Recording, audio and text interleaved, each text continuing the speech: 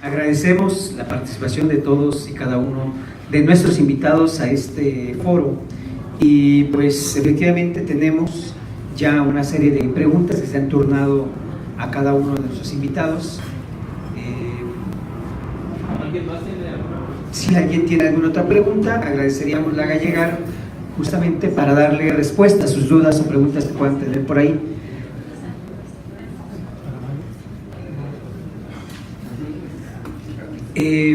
Justamente atendiendo un poco en lo que se comentaba hace unos momentos, en esta nueva propuesta democrática que pareciera se está estrenando, pero que no tiene nada que ver con este gobierno de izquierda a la que se ha aspirado durante décadas en este país. Efectivamente, en una entrevista que le hacen a Solalinde le preguntan que en este aplauso colectivo solo ha habido una voz discordante y le dicen que es el zapatismo, y él responde: tienen la idea o tienen las ideas fijas sobre que todo es malo y que nada va a cambiar, tienen perjuicios y sus asesores están muy ideologizados y solo quieren todo o nada, son demasiado dogmáticos por razones históricas que comprendo. El zapatismo se ha aislado y se ha encapsulado. Y le preguntan reiteradamente: ¿están manipulados? Y contesta: sí, están manipulados. Yo busqué hablar con ellos y no hubo respuesta. También lo intenté con Marichuy y tampoco lo logré. Después me di cuenta de que no les dejaban. Los asesores no han permitido que los zapatistas se acerquen. Y cierra diciendo: en las 3 elecciones han estado en contra de López Obrador y van a ver cómo tendrán que reconocer su error. Conozco a mi pueblo y sé que hay mucha gente que se muere de ganas de colaborar con este gobierno, pero no les dan permiso. Esto es solamente parte de las mentiras y la ceguera política de Solalinde, que hoy parece ser vocero de este gobierno de Andrés Manuel. Imagínense que llama al nuevo gabinete y le está diciendo cómo tiene que corregir. En ese sentido, nosotros creemos que justamente este foro ha sido convocado para saber, para conocer, para discutir, para entender un poco, para reflexionar un poco sobre lo que representa este México de arriba frente al México de abajo y a la izquierda después del 1 de julio. Y desde aquí convocamos a sumarse, a participar en este encuentro al que nos han convocado nuestros hermanos del ZLN el próximo 3, 4 y 5 de agosto en Morelia, en el Caracol de Morelia, justamente en el marco del Comparte y en el marco de cumplirse que hay 15 años de los caracoles, y que en ese sentido creo que es importante hacer nuestra patente, nuestra participación. Sean bienvenidos pues todos los puntos de vista, todas las formas de debatir, de entender este México de arriba y el de abajo. Y ahorita vamos a pasar a las preguntas que ya tiene nuestro compañero por ahí para que nuestros invitados puedan dar respuesta. La dinámica, reiteramos, van a dar respuesta a sus participaciones. Les invitaríamos que ahora sí nos vayamos dando a lo mejor una respuesta de unos 5 minutos cada uno, conforme vayan atendiendo, y si hubiera alguna otra pregunta la abrimos, y si no, les pediríamos pudiéramos ir cerrando cada uno de ellos con su participación. Pues sería el uso de la palabra, compañeros, si eres tan amable. Sí, y recordarles si alguien más quiere hacer algún comentario, alguna pregunta, ahí están las tarjetitas. Dice, felicito a todos los ponentes, la realidad no caí en esa tentación del poder, seguiré participando en la organización de abajo, llámese indígena, campesina, obrera, tarde que temprano el pueblo tomará el poder, del pueblo para el pueblo. Zapata vive, vivos se los llevaron, vivos los queremos. Dice, para la mesa, ¿qué proponen para una o muchas organizaciones desde la ciudad? Dice, a todos, ¿dónde quedó el narcotráfico y la delincuencia organizada con todos sus muertos en esta coyuntura? De Leonel. ¿Qué les dice que AMLO no dice nada sobre asesinatos de estudiantes, de Lourdes Mejía, madre de Carlos Sinué? Y lo otro que dice, la Cuarta República o Transformación es la República del Amor de Platón. ¿Hacia dónde caminar? ¿Cuál es la alternativa concreta frente al proyecto de AMLO? hubo una estrategia de Estado para las elecciones del 1 de julio.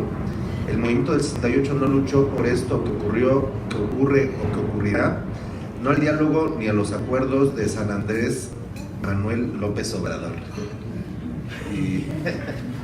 Y bueno, pues estos son algunos de los comentarios que han llegado y pues no sé si hay alguien más, si no vamos con esta segunda ronda de participaciones. Vamos a dejarlos libremente, que vayan ellos mismos tratando de contestar. Yo me voy a permitir hablar sobre esto del narco desde el movimiento de abajo, justo, donde por supuesto no hay coyunturas electorales, ni celebraciones, ni por el 1 de julio, sino absoluta lucha por la vida diaria. Es decir, luchas y te organizas o te mueres o te matan, literal. Y entonces aquí sucedió algo bien importante esta semana. Y creo que es la primera movilización, que además no fue mediática, aunque hubo medios, cosa bastante sintomática también de lo que se nos viene, de lo que fue los pueblos organizados de Morelos, del oriente del estado de Morelos, que igualmente se organizaron, se armaron, están anunciando una policía comunitaria relativamente nueva, porque ya tenían meses, aunque algunas comunidades están apenas haciendo visibles, como en un proceso autónomo, organizativo, de abajo, en donde, insisto, no hay una interpelación al nuevo gobierno, sino una organización independientemente de lo que pase, cansados de las extorsiones, de los secuestros, de los asesinatos. Están hasta el gorro en estas comunidades y están emulando lo que hicieron los pueblos de Guerrero, de los que nos acaba de hablar Germán, y de los que muchos conocemos esta experiencia de policía comunitaria, muy distinta a la que se organizó en otros pueblos del estado de Michoacán, que no echarán, de Ostula, y que están, una cosa bien importante, reivindicando sus asambleas, reivindicando sus guardias tradicionales y poniendo como interlocutores justo a estos comités de vigilancia, es decir, desconociendo al mando único y decir, ¿a qué voy? A que estas respuestas frente al crimen organizado, coludido con los diferentes niveles de gobierno, no pasa por el proceso electoral, pasa por la organización cotidiana, diaria. Esto fue hace 3 días, esto que les estoy platicando. Cerraron la carretera de Cuautla durante 6 horas, sitiaron Cuautla, qué interesante, hicieron un sitio a Cuautla y 6 horas lo tuvieron bajo su control. Estos son los pueblos de los que nos hablaba Germán. Esto fue hace 3 días y en ningún momento se mencionó al nuevo gobierno electo.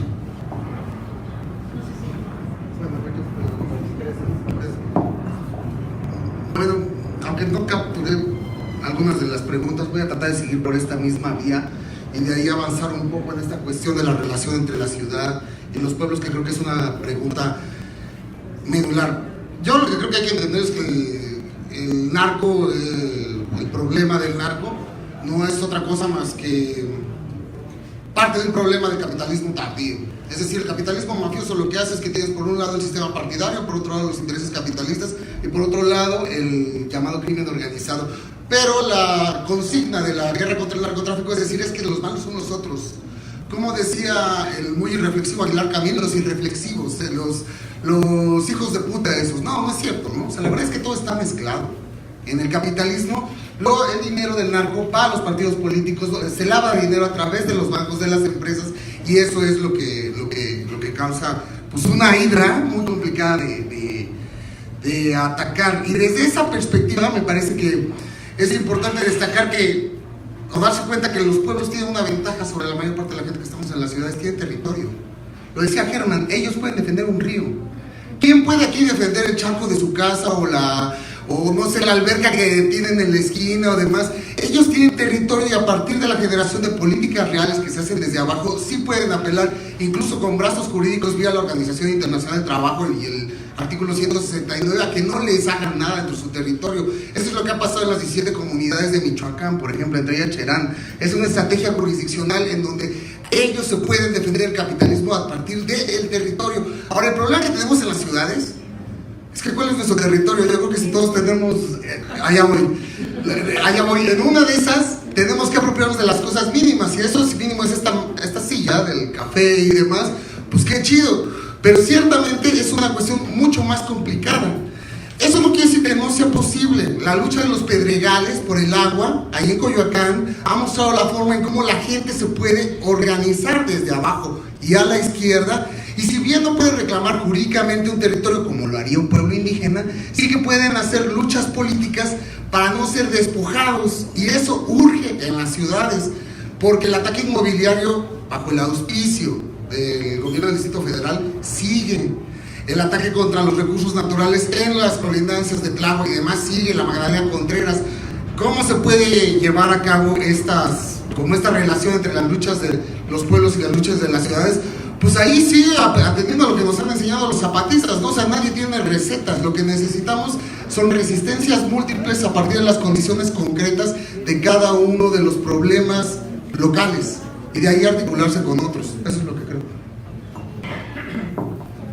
Bueno, hay otro comentario, dice: otra crítica de las llamadas grupos de izquierda que ha campeado el país son las luchas ambientalistas, y muchas de estas luchas se enfrentan al enemigo principal, o sea, la lucha por el agua, por los servicios, por el drenaje, el saneamiento, etcétera, donde el enemigo son las inmobiliarias y sus defensores, los tres poderes del gobierno, dicen en su comentario.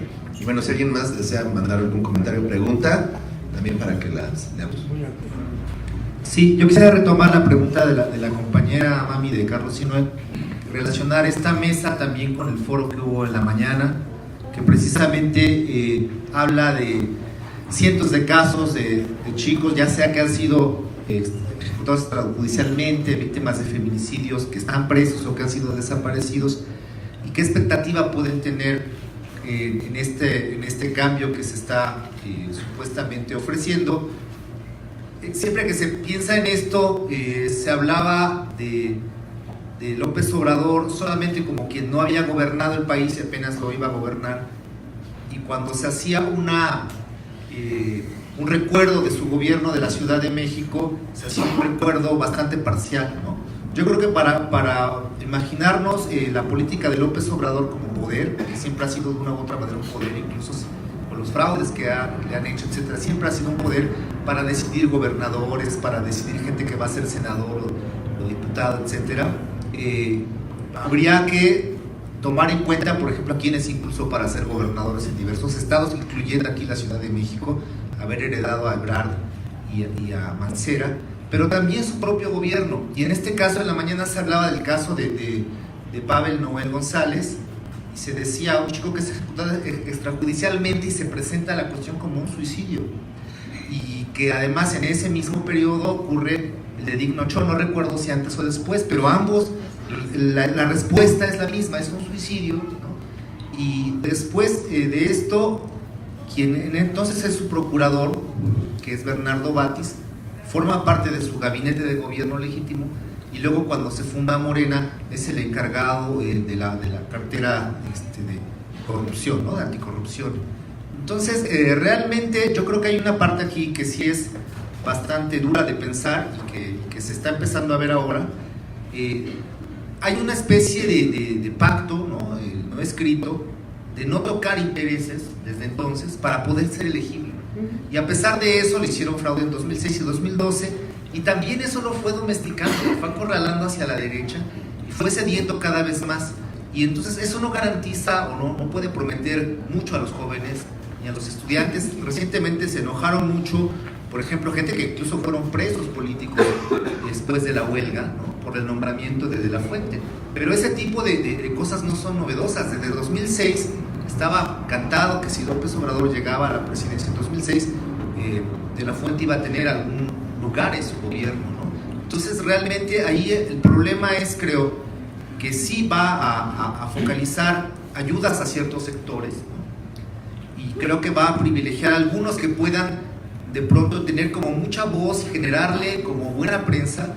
Y el problema es que entre esto quedan lo que decía ahorita Gloria, que de repente movimientos y luchas muy legítimas queden invisibilizadas.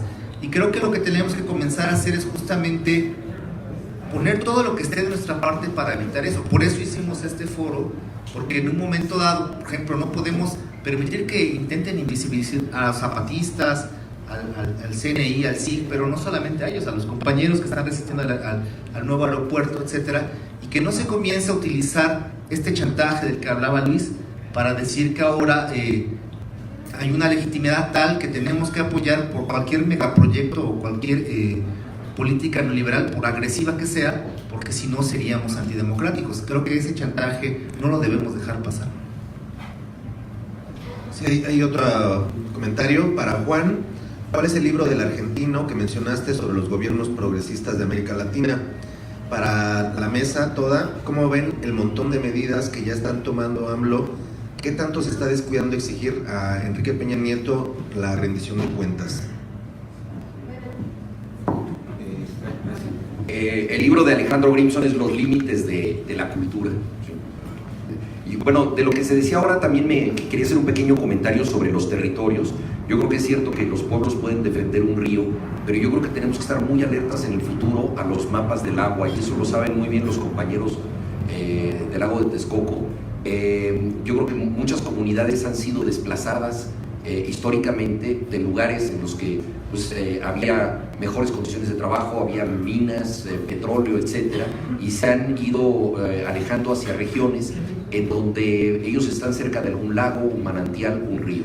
En Chiapas hay ahorita varias comunidades que están siendo víctimas de hostigamiento para ser despojadas de sus territorios. Lo vemos también, no sé, los algodoneros del Valle de Mexicali, que ellos reciben exigua agua, pero sin embargo todavía ha sido suficiente para el cultivo del algodón del río Colorado, y ahora se va a poner la más grande o una de las más grandes compañías cerveceras norteamericana, Constellation Brands, que es la que compró Corona, con apoyo del gobierno del estado, y se va a poner ahí en el Valle de Mexicali, quedándose con todo el agua de los algodoneros. O sea, es decir, es un despojo del agua, y yo creo que debemos estar muy alertas, porque el hecho de que hoy en día un pueblo pueda defender un río, pues en las condiciones como se están dando las cosas y con el despojo que está existiendo, no hay garantía de que esto siga sucediendo si no hacemos un frente común. Entonces, si hacemos un mapa del agua, podemos ver dónde van a estar algunas de las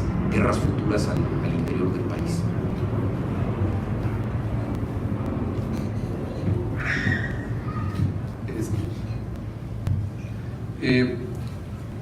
Bueno, ahora estaba pensando, cuando se mencionó el tren que quiere hacer López Obrador, o la carretera transísmica, que lo ha sostenido desde antes, o sea, no es una idea nueva, en sus anteriores campañas lo dijo, o sea, trae ganas. Pero me recordé de dos historias de las muchas que hay. Una que está olvidada, que es el gobierno de Sabines en Chiapas, con el gobierno entonces de Calderón, decidió hacer una carretera, supercarretera Palenque, y movilizó, puso la salida de San Cristóbal, ahora es grandísima, y hay unas glorietotas, no sé qué, y de pronto se encontró con el primer pueblo, el primero, no pasaron de ahí, que les dijeron no, y es Chiapas, es decir, y no necesariamente eran zapatistas, pero dijeron no, y de pronto calcularon que de allí a Palenque iban a tener, porque entonces en el camino se iba a ver con los zapatistas, estaba todos los municipios rebeldes del lado de Celtal, y de esa carretera ya van 2 sexenios, no la han hecho, no está hecha. A lo que decía, no siempre ganan. El señor Ebrard, cuando era, ahora nuestro canciller, cuando era el jefe de gobierno en esta ciudad, decidió fácilmente, como quería hacer el arco sur, pues vamos a darle la vuelta a Milpalta, y que pase el puente sur para ir a dar a no sé dónde. Y la gente de Milpalta dijo, no, espérate, no. Y presionó y chantajeó como se ve venir, o sea, nada es nuevo. ¿Y qué pasó? Que no hay arco sur. ¿De qué estamos hablando? De que en Milpalta, les recomiendo que chequen un poco la experiencia, Milpalta es el único lugar, no sé si de la República, pero por lo menos del centro de la República, donde no hay un solo Oxxo, no hay un solo supermercado, no hay un centro comercial, todo es los comercios de ellos, comen mejor que cualquiera de nosotros, su mercado es increíble. Y como dicen, si queremos algo de la ciudad, pues estamos ahí nomás de la ciudad. Tienen dentro de su territorio, que es una comunidad indígena única, casi todas las delegaciones, una sola comunidad de 9 pueblos, tienen una reserva ecológica del tamaño de la delegación Benito Juárez, donde ya detectaron que todavía hay pumas, hay venados, hay un montón de cosas a menos de 30 kilómetros del Zócalo. O sea, ni siquiera estamos tan lejos. Y ellos están así, y además han estado documentando que más de la mitad del territorio de la llamada Ciudad de México ni es ciudad, ni es de la ciudad, es de los pueblos.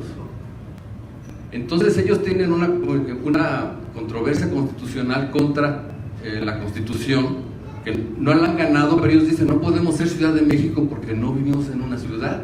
Y todo Milpalta, que es muy grande, es campo, es una zona rural que además produce todo el nopal que se comen los que coman nopal, y que tienen una dinámica, no idealicemos, tienen un montón de problemas, gana el PRI, gana el PRD, se mete hasta la cocina todo el mundo, pero tienen un proceso, tienen 19 brigadas para cuidar los bosques de toda la delegación con niños, señoras, es decir, se organizan.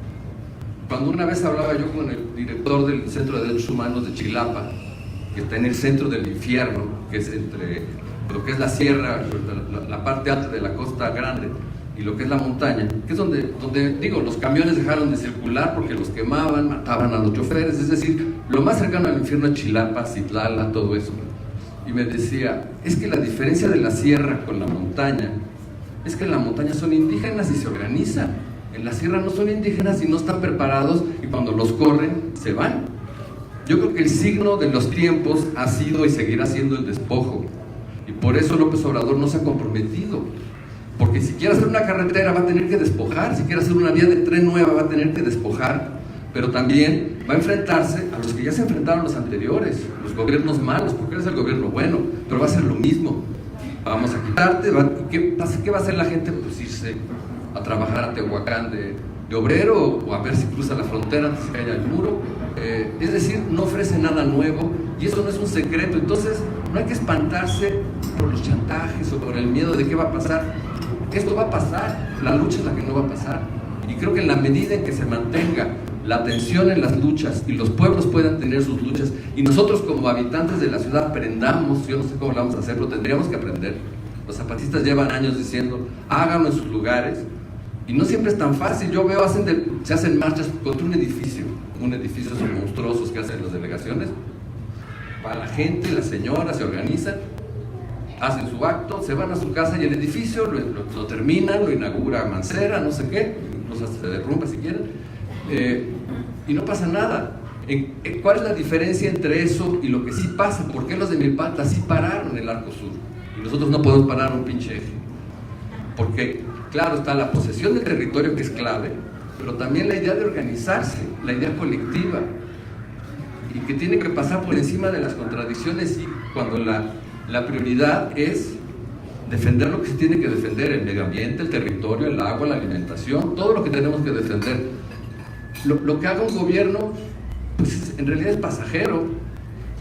Lo que esperamos de López Obrador, si esperáramos algo, es que chingue lo menos posible, que deje en paz a los pueblos, que es lo que ningún gobierno anterior ha hecho, no los dejan en paz. Los zapatistas de alguna manera están, bueno, ¿por qué no nos dejan en paz? Digo, si les estorbamos tanto, olvídense de nosotros. No es cierto, porque hay una dinámica permanente, pero en el fondo es ese no dejar a los pueblos en paz, porque queremos lo que ellos tienen, es una envidia, es una codicia que tienen incluso los más buenos. La gente, ¿cuánta gente que es muy buena, de izquierda y todo, tiene su casota y con una albercota en Morelos, mientras hay pueblos que no tienen agua, donde no les han arreglado las destrucciones del temblor, y ahora necesitan unas autodefensas porque tienen años de estar expuestos, y pasó todo el movimiento de Javier Sicilia, toda la experiencia de Javier Sicilia en Morelos, y no ha cambiado nada. Entonces, ¿qué pasa? Que la gente tiene que hacer las cosas por sí misma. No es solo un movimentismo, pero no podemos esperar, ni tampoco echarle la culpa de todo al gobierno, ni esperar que el gobierno lo resuelva. Los pueblos indígenas nos demuestran que los gobiernos son accidentales. Lo que existe es el territorio, es el pueblo, es el pueblo. Gracias. Y bueno, vamos a pedirle a nuestros compañeros que falten, que puedan tomar también la palabra. Y hay otro saludo y pésame a la compañera Diana Arangure, Diana Gabriela de Mexicali Resiste, pues amiga de este espacio, por el fallecimiento de su padre, que ha sido el día de hoy. Nuestro pésame para nuestra compañera, y pues a nuestros compañeros también un saludo de Mexicali Resiste, que también han estado muy cercanos a este espacio y a esta resistencia. Y pues vamos a darle la palabra a nuestros compañeros que faltan. Sí, bueno, yo quisiera tomar un poquito este tema de lo que se propone pues para también la organización en la ciudad. De cierta forma, nosotros como pueblos originarios o pueblos indígenas tenemos sí un territorio, tenemos cierta área donde podemos vivir, producir, y donde podemos tener también nuestros bienes naturales y recursos pues que nos pueden alimentar, el agua, los ríos, manantiales, etcétera, que tenemos que defender todos.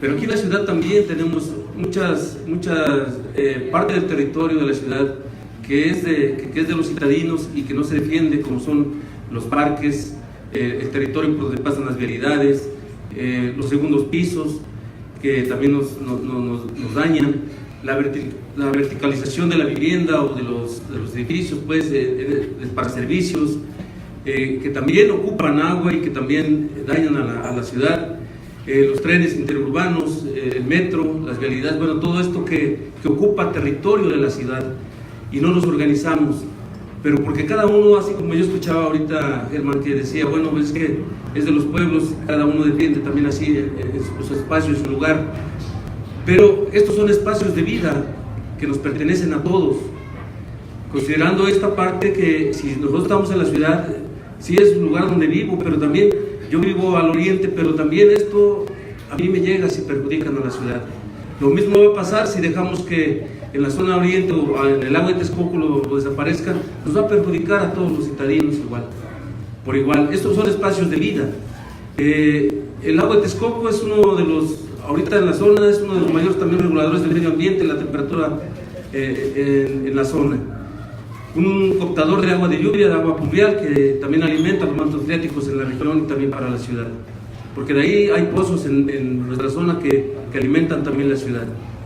Entonces, aquí lo que tenemos, y yo desde mi punto de vista siento que no tenemos que ver las luchas aisladas, ni como una lucha, esta es tu lucha, aquella es mi lucha, yo tengo que defender esto, no. Creo que la lucha la tenemos que hacer todos para todos.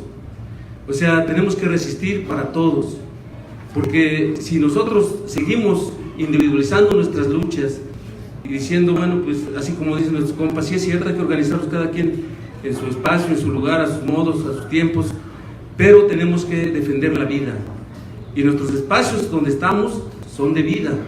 Y esto sí tenemos la obligación todos de unirnos para defender cada uno de estos espacios. No tenemos que aislarnos. Entonces, también, así como aquí en nuestra ciudad, así como en nuestras comunidades, en nuestros estados, con los compañeros en donde se está atentando contra la vida, tenemos que defenderla. Y así en el mundo también, o sea, porque estamos, como decían por acá los compas, también es defender el planeta, defender la vida del planeta. Y defender esto es defendernos nosotros mismos en contra de la destrucción que están haciendo los proyectos neoliberales.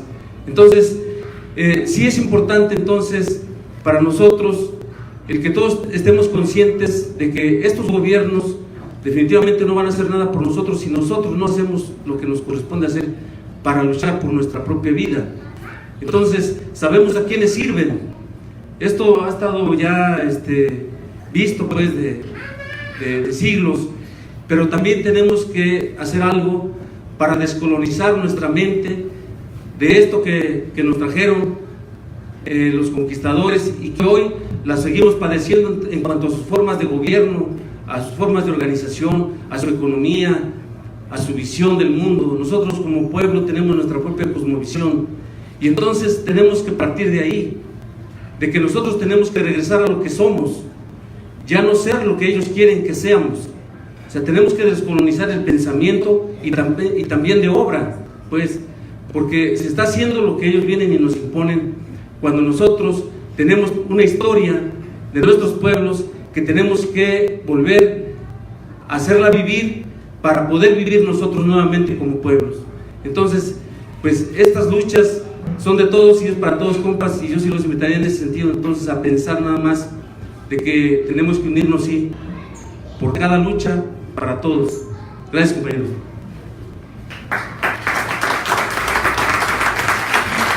Pues agradecemos la participación de todos nuestros invitados a este foro, que justamente tiene como finalidad empezar a abrir un debate, empezar a hacer una reflexión sobre el México de arriba frente al México de abajo y a la izquierda, después de este 1 de julio.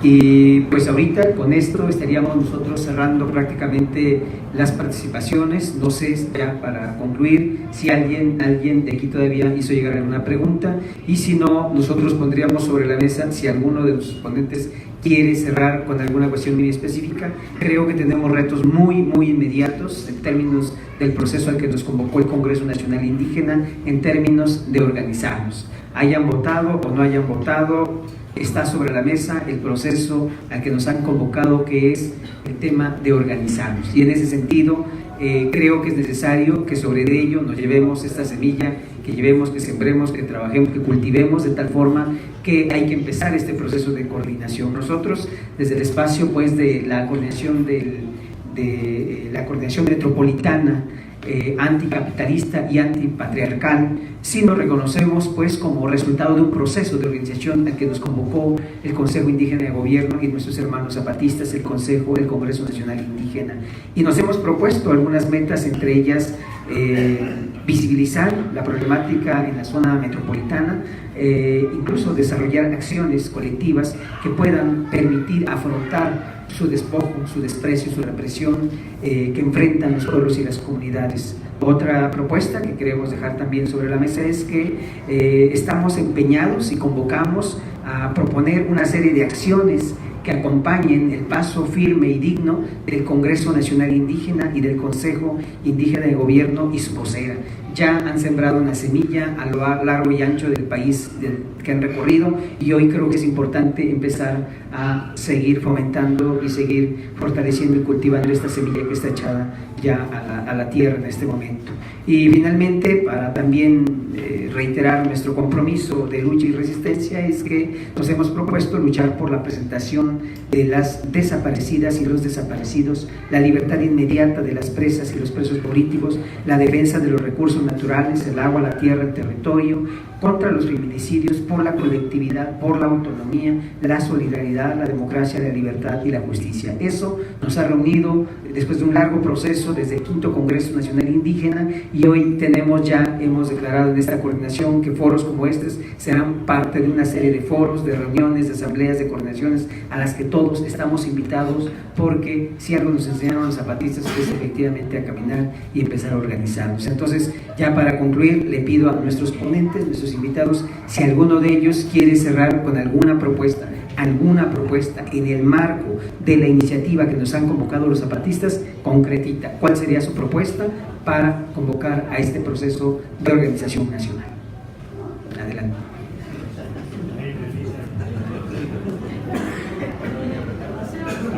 Propuesta no, por supuesto. No. Nada más algo muy rápido que tiene que ver con lo que dijo Germán. Y yo creo que sí es importante recalcarlo.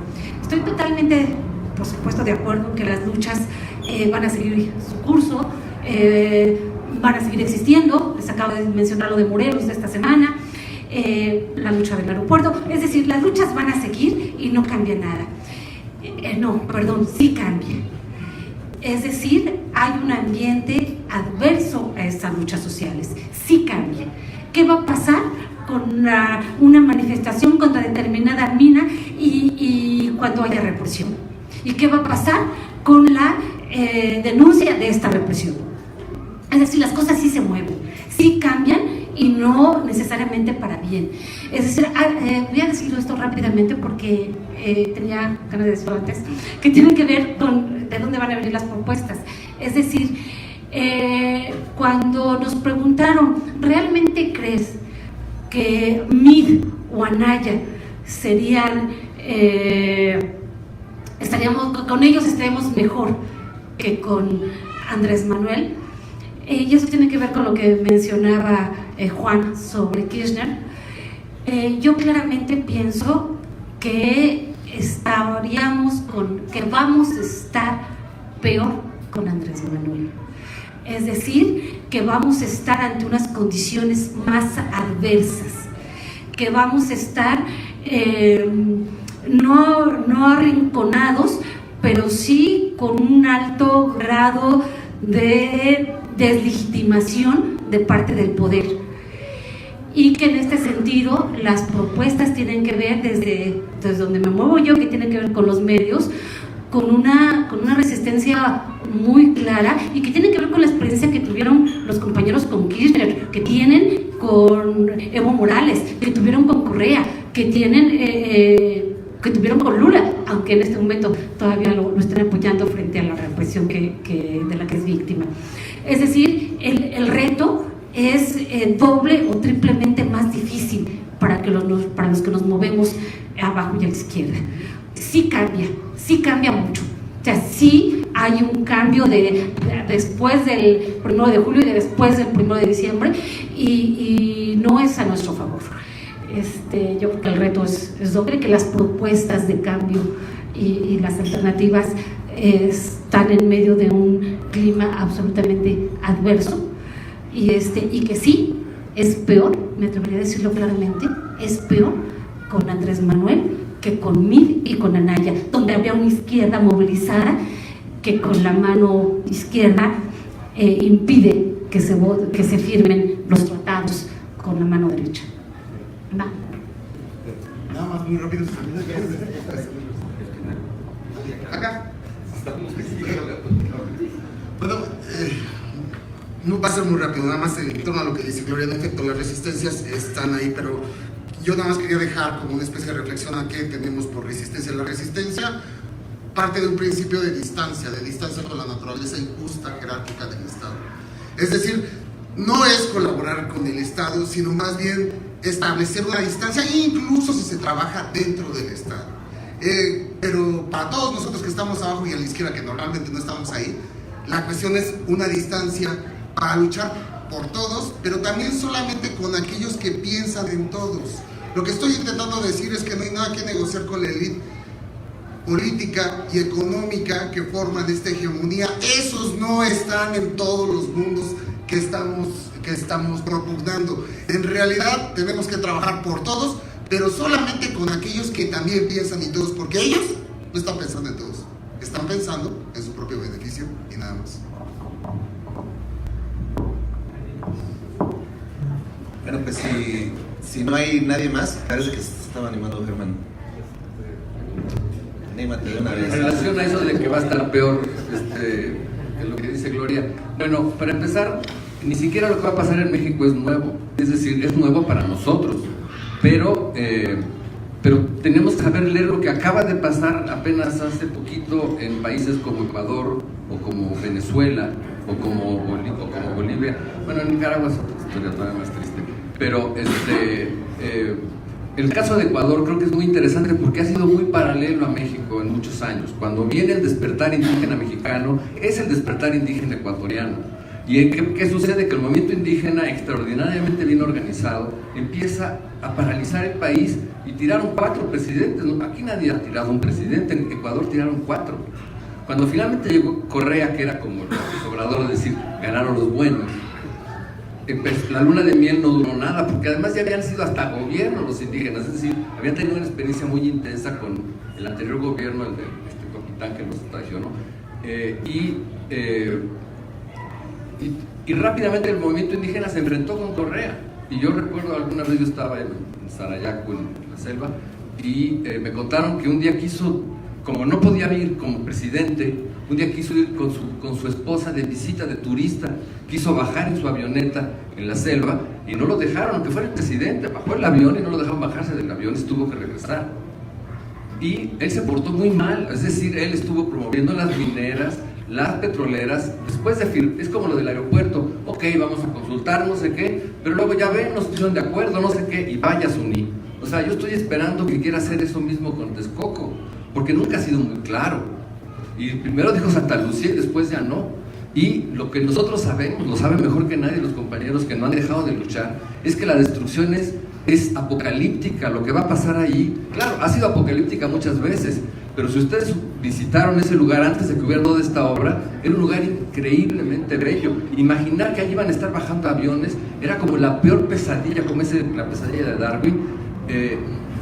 Está ese lugar que es el trono de Nezahualcóyotl, donde dicen que se sentaba a ver el lago, y que en efecto es un mirador impresionante, que ahora que van a poner ahí la torre de control del aeropuerto, no sé qué, es un desastre. Y no tenemos por qué confiar en ellos, no lo van a parar si les conviene, y estos van a hacer lo que les conviene. Entonces lo único que nos queda es seguirnos organizando, no bajar la guardia y estar pendientes de las luchas para no dejarlos solos. La lucha de Atenco ha sido una historia de altos y bajos, donde de repente los hemos dejado solos y ellos allí siguen. Y además no hay que olvidar que no es Atenco, son cuántas comunidades, decenas de comunidades, entre la que le quitan la piedra, la que le quitan la no sé qué. Es un daño masivo. Entonces no hay que dejarnos emborrachar, ni tampoco espantarnos con los chantajes que decía. No somos los primeros, ni va a ser la única vez que nos pase. Lo que pasa es que no hay que doblarnos, como el movimiento indígena en Ecuador no se dobló, y el mismo movimiento indígena en Venezuela, con la maravillosa revolución bolivariana, que no entendió nada, quiso meter mineras, sacar petróleo, o sea, es lo mismo. No, hasta el comandante, el glorioso, se equivocó en ese tema. O sea que no es nuevo, y que si estos se van a equivocar, no van a ser los primeros, y además van a repetir, ellos son los que van a repetir. Lo que nos tenemos que cuidar de no repetir somos nosotros. Bueno, pues agradecemos a nuestros invitados haber participado en este foro. Gloria Muñoz, muchas gracias por estar con nosotros. Al buen Germán Berghausen, también muchas gracias. Al compañero Heriberto Salas, también a Luis Ramírez Trejo, a Javier Hernández Alpizar, a Juan Villoro, por haber estado con nosotros. Muchas gracias a ustedes principalmente por habernos acompañado en este foro, que tiene como intención pues empezar a ver un debate sobre esto que estamos viviendo en este México de abajo. Y también vamos a estar en el encuentro que hemos sido convocados. Regresando desde la coordinación hemos planteado también la realización de un segundo foro en el que traigamos una serie de propuestas, iniciativas y todo lo que se venga dando de aquel lado del sureste. Muchas gracias. Una pregunta antes de cerrar, dígame, compañerita. No, bueno, no es pregunta, más bien yo quisiera, soy Lourdes Mejía, madre de Carlos Sina, quisiera entregarles un artículo que se escribió sobre mi hijo, y bueno, quisiera compartirlos, si ustedes me pueden dar su opinión, y si no, pues quisiera que se quedara en su cabeza y que supieran del caso de mi hijo, y pues que soy una madre que quiere justicia, porque mi hijo no era un delincuente, era mi hijo, me destrozaron la vida y no queda ahí, me queda para todo lo que reste de vida. Gracias, compañeros. Gracias, Diego. Gracias, compañera Laura. Pues muchas gracias. Agradecemos desde el espacio del café su participación en este foro. Muy amables.